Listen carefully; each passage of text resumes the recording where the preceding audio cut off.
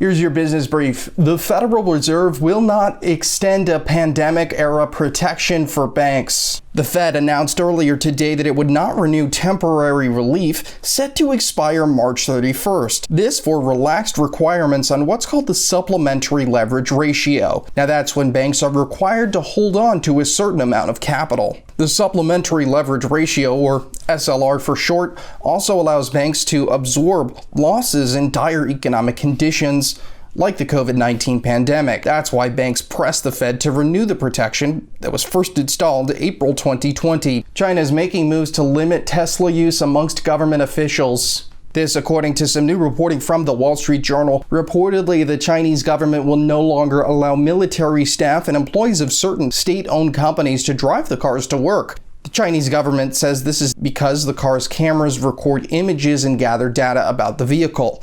Beijing says this is a national security issue. The report also says that the government has even banned cars at housing compounds for certain agencies.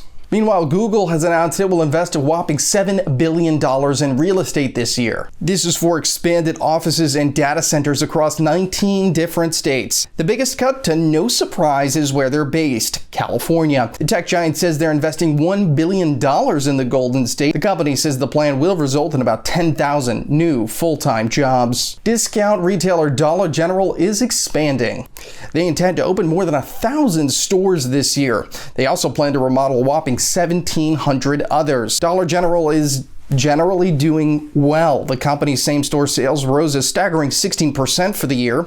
The expansion comes as the company is reportedly in talks with the CDC. This to leverage their footprint to bring vaccines to rural America. Will there soon be an Instagram for kids? Well, Facebook says they have something in the works. This for children as young as 13. Facebook is reportedly taking a similar approach as it did for Messenger. Parents will be able to control their child's experience in the app. This will allow them to keep up with their friends and interests with some level of security.